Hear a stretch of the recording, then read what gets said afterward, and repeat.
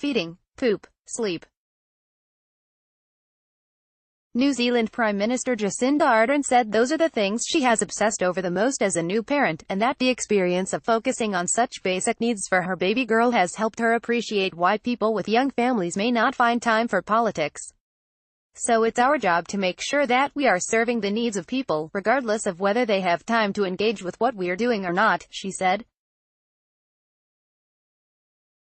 That's something that's been really amplified for me, Ardern spoke with the Associated Press on Thursday at her bungalow in Auckland as she prepared to return to the capital, Wellington, after 6 weeks of leave following the birth of daughter Neve.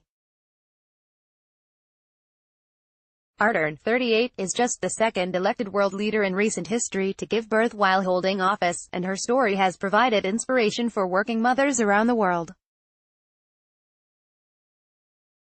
Ardern said ordinary folk from as far afield as the Netherlands and India have written to congratulate her. But she said that, as she came to the end of her leave, she was anxious to demonstrate that she and her partner Clark Gayford, who will become Neve's primary caregiver, can create a routine that works. That I will come back and do the job that I promised to do, Ardern said. Asked if she felt pressure to be a role model as a working mother in such a high-profile job, she said that every new parent feels some degree of pressure. I just happen to be doing it publicly, she said. So I guess it's different in one regard.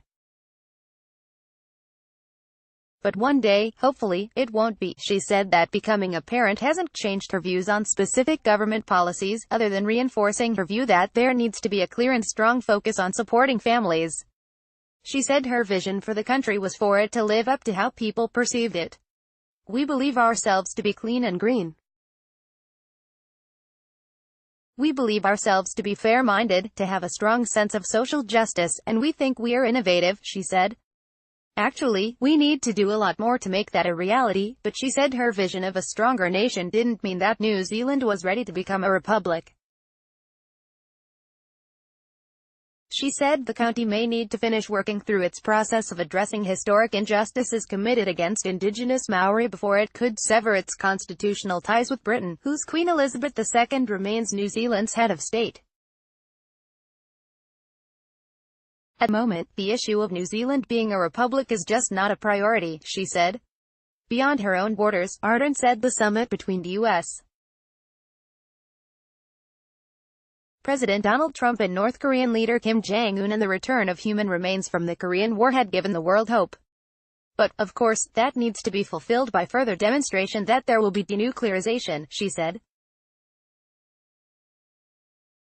So I think that everyone's probably waiting with bated breath. She wouldn't be drawn on ties between Russia and the Trump administration. Those are relationships for both countries to manage, she said.